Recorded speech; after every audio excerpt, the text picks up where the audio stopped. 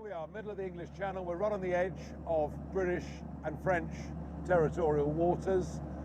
It's a pretty calm day. Already there have been 3 migrant boats spotted. All of these are classed as search and rescue missions. But the truth of it is, this is a massive criminal enterprise that is organising all of this, making vast sums of money.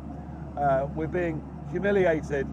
And the one point that as yet has not been made is this.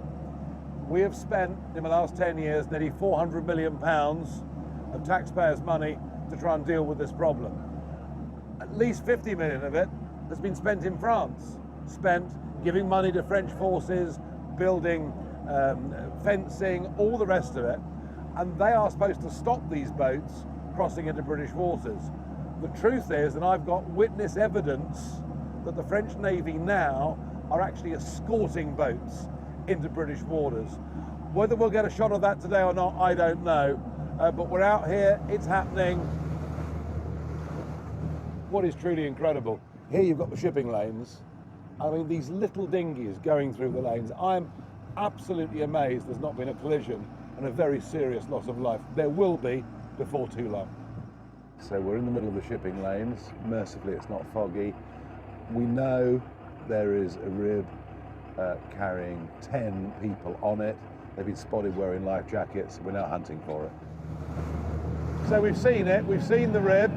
We went side of it in the distance. We're now trying to hunt it down. It's much more difficult in the sea to find something than you can imagine. Not just us, border force have left over. They're on their way out. A spotter plane's in the air as well.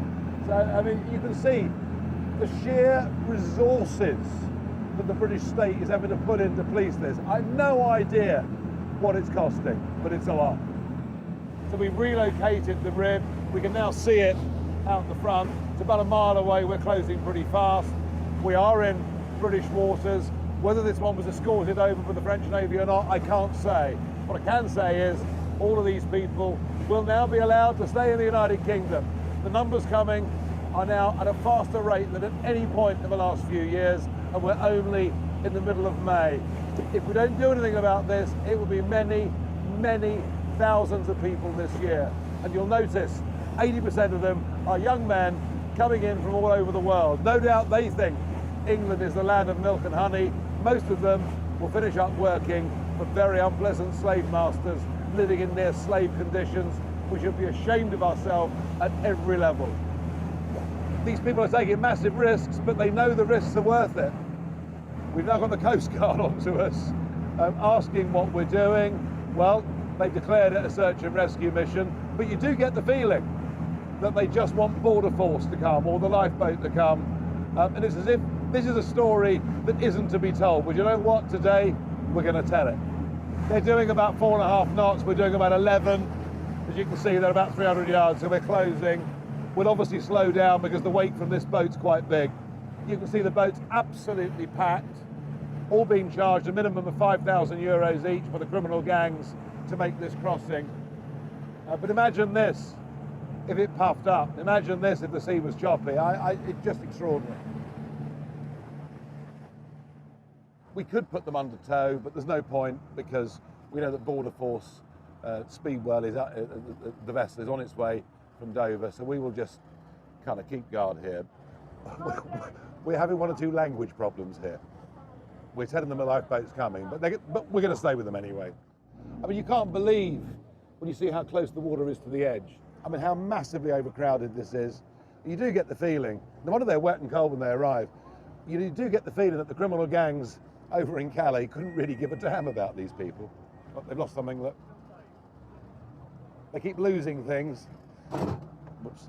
They lost a pump earlier, that's a life jacket they've lost. You know, they have told us there were 22 of them. We've offered them water, we've offered them food, they don't want anything. Look out, they've lost something else now. That's the petrol can gone. This is Dover Lifeboat. They've had a very busy morning. There were some vessels picked up earlier on. Obviously, we've seen the spotter planes. We found this vessel first. We've obviously told the lifeboat exactly where we are, given our position. They followed in on that. So they are now coming in to continue the rescue. And they will, in a minute, we'll watch them all being taken on board. And you know, I know a lot of people that work on the lifeboats. I've spoken to a few people that work for Border Force. They don't do this job to be a taxi service for illegal immigrants once they've reached the United Kingdom. And a lot of the guys that are working on these crews are really very disenchanted with the job.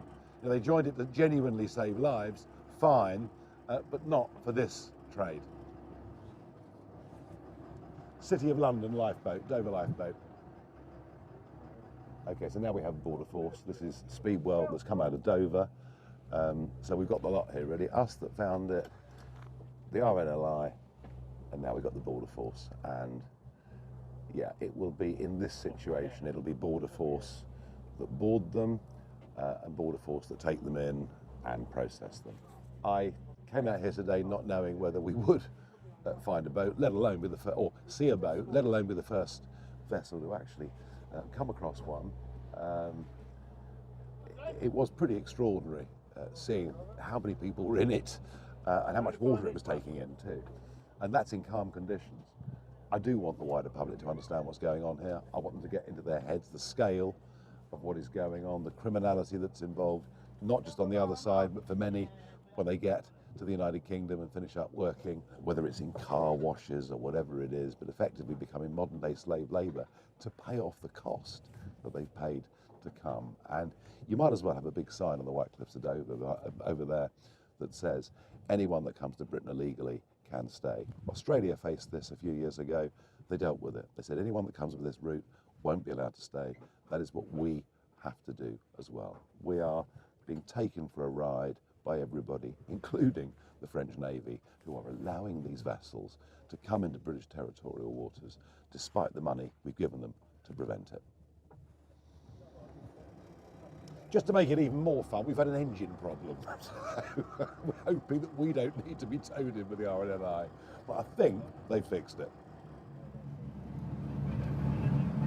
We are now going back into French waters. What we know is that a French naval vessel has been seen escorting boats, plural, escorting boats, and they're taking them out of French waters to get them into British waters, then they're off their hands. This is the other thing I wanted to film and see today, but we've already had the French Navy on the radio telling us, steer clear, it's a search and rescue operation. 2 boats. Just had it confirmed that next to that vessel there are 2 boats. You can probably see one on the left there now. So, here's the issue. Here's the issue. They should not be doing this.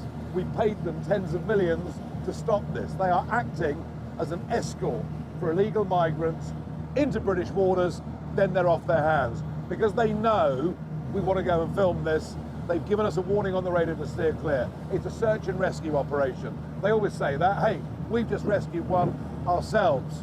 They don't want this story told, and if we were to get too close to this, I have no doubt the French Navy would board us, be pretty aggressive, and we'd probably finish up spending the night in Boulogne. This is handover. Yeah.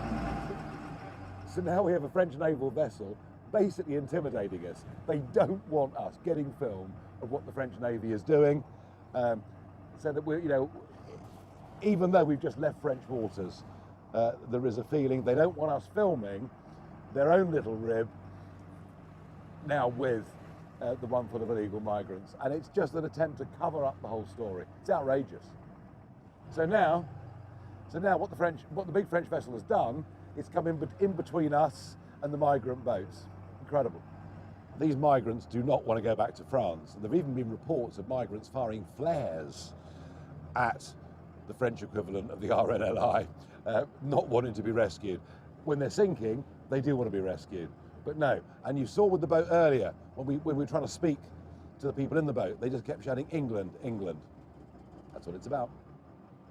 So you're about to witness what is known in the trade as a handover. It's never been proven before. It's never been out as part of a national debate. There you've seen the escorting of the French Navy of the dinghy into British waters. Their smaller boats staying with them for safety. And now, here we see on the horizon, the British Border Force coming to collect the illegal migrants from the French Navy who escorted them into British waters. That is it. It's a complete and utter outrage. We have just been told by UK Coast Guard that they will commandeer this vessel if we film the handover between the French Navy and the British Border Force. So it's not just the French threatening us, it's now, somebody here I'm out with, they're threatening him with his living if we tell the truth about this story. This has got to be out there. Home Secretary, you've got to act. So the big French naval vessel now has gone.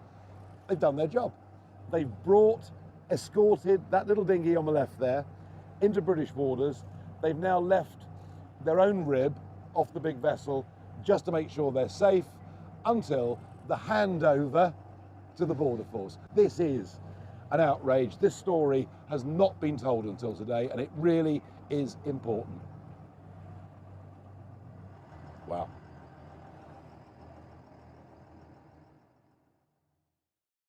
We will make America great again.